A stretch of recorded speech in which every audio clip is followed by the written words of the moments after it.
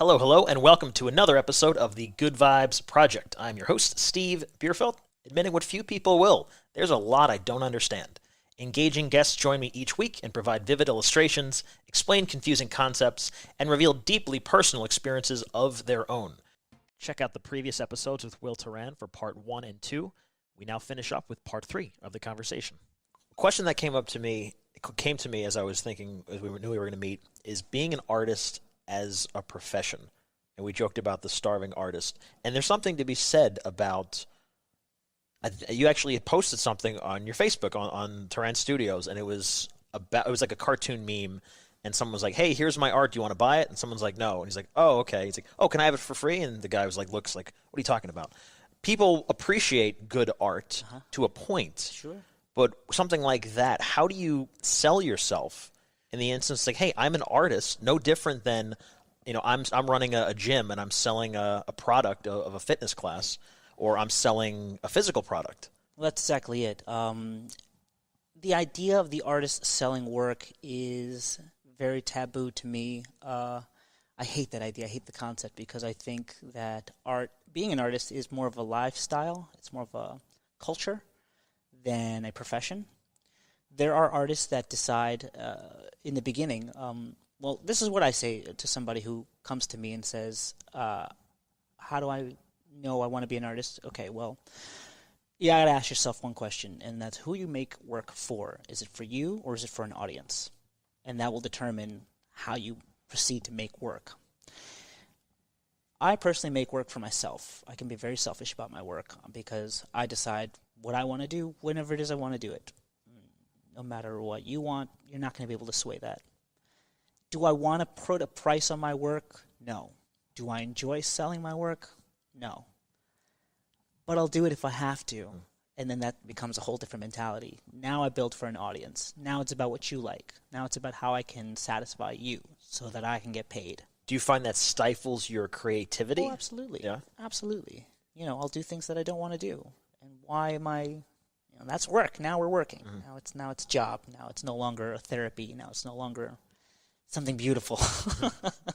Now it's work. I remember when I was, this is the beginning of the pandemic.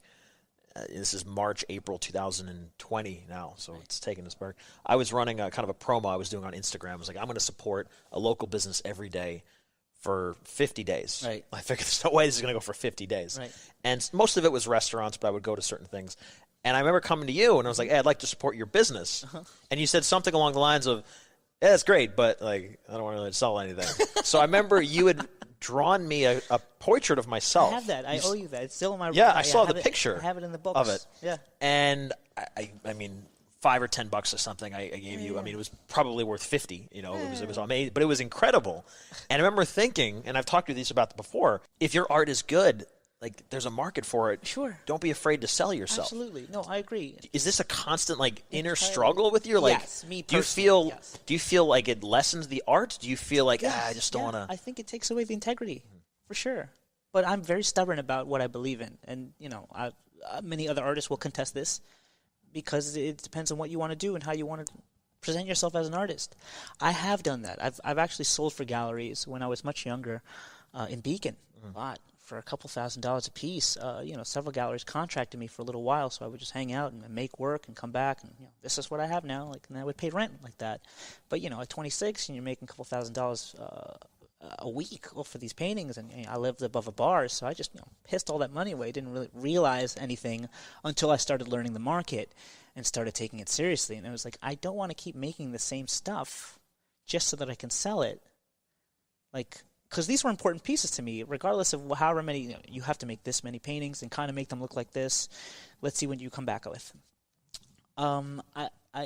These paintings were very personal, and just, to have somebody just come in and be like, oh, I want that one. And then they just leave with it. It's like, I don't know how I feel about this. Is there a loss of, you think, you value this almost like a child? Sure. Like this is my creation. Yes and someone's like, it's okay, I'll put it above the dining room, fireplace. I used to. Okay. Now I have assimilated to the idea of letting go much easier. I'll make something and I'll just throw it out or I'll discard it somehow.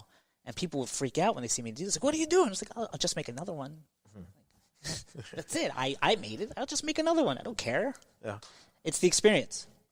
Sometimes it's just a matter of just being in that moment, realizing something, learning something about myself, and then just letting it go, letting it move through you, and then that's it.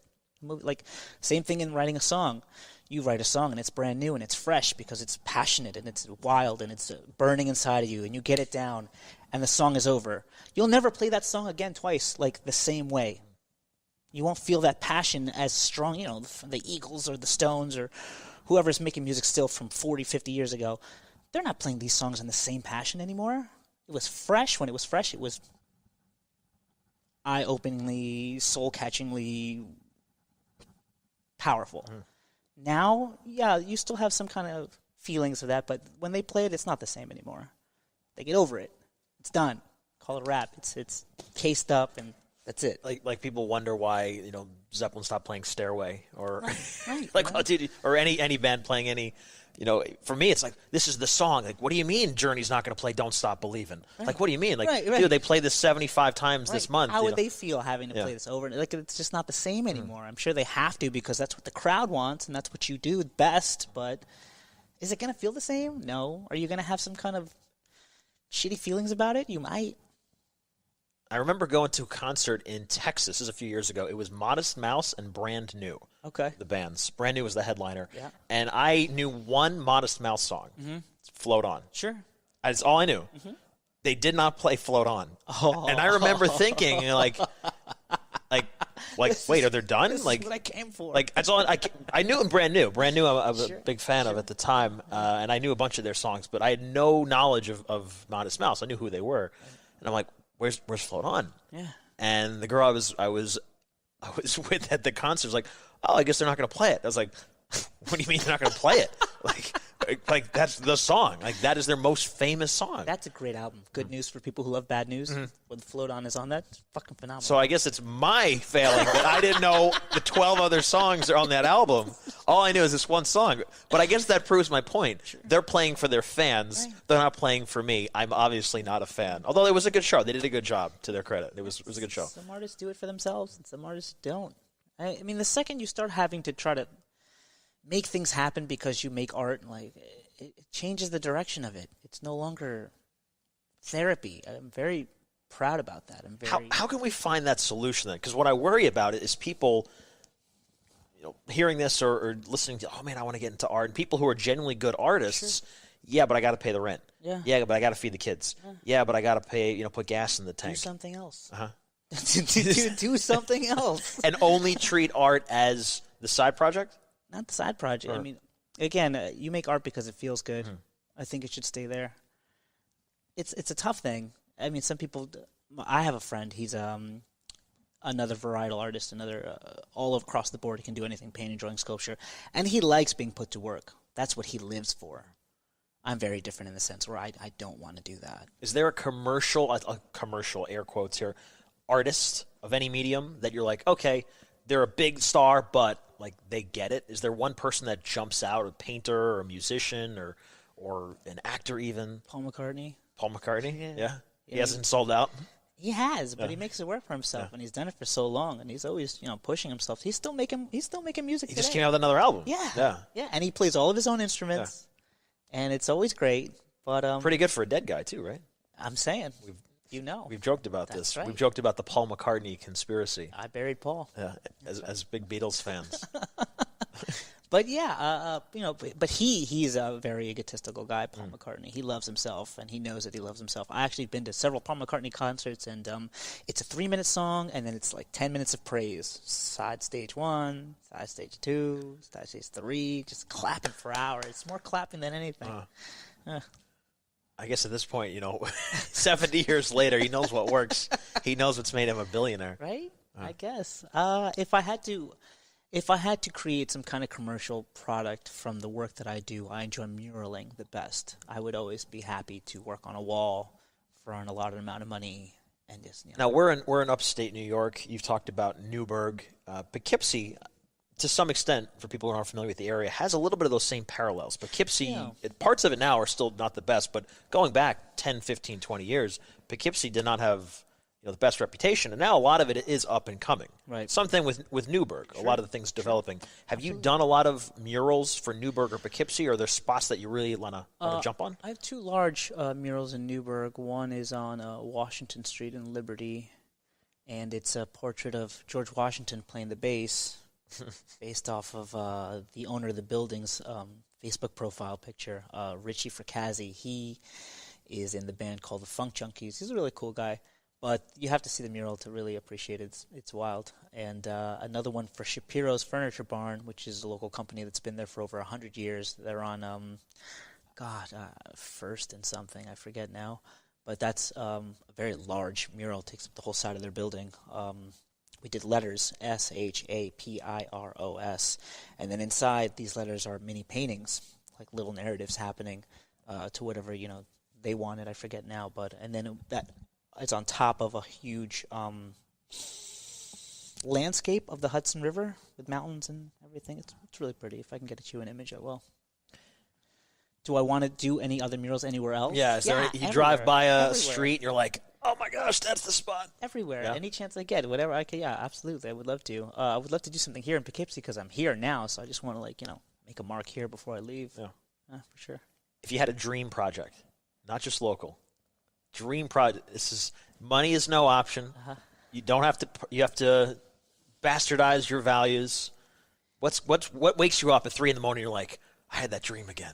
I got to do it. What's that dream project? I have worked on my dream project. You've done it. I've done Talk it. to me about it. Well, it was Teran Studio. It was a 2,600 square foot studio loft created specifically for collaborative purposes. It was a public forum. It was a space to come down and work on whatever it is you wanted to. Talk about your work, hang out for a couple weeks, rent out some time with me and the crew. We had a nice roster of very talented artists that would shack up with their spaces and bring over their work and just make all day. Like all hours of the day and night, somebody would be there working on something. Can you see something like that ever taking off again, or you doing something like that again? Well, it was a passion project, so a lot of my own money went into making things like this happen. If money was no object, a giant collaborative space so that something like this, an artist co-op, could exist so that there would be a place to keep you happy about making art. That's the greatest gift you can give to anybody. Keep them enthusiastic, keep them trigger this creativity, spark some kind of enthusiasm in someone, and they say, go, do it. Yes, you can. I can. Let's all do it. Well, thank you absolutely so much for coming and talking with me. I want to give you a plug. I want to give you a donation page link. What can I promote for you to everyone who's listening here? Well, spout off my social media. You can find me on Facebook at Will Teran, WILLTERAN. I just started my Instagram again, so I'm starting it from literally the beginning. That's I think the handle is Teran Creates, TERANCREATES. And catch me on that. And I'm constantly posting new work. Sometimes I'll take commissions happily, and I'll, do an open call for that. I'd like to start showcasing again. It's something I haven't done in a couple years, so I'll be looking for some new venues, galleries, whatever I can get my hands on. I'm open to murals. If anybody has a big side of the building that they want something to work on, call me. Awesome. Will, thank you so much. Hey, thank you. I wish you all good things. Your art is truly fantastic, and you are a man of many talents. Thank you very much. Much appreciated.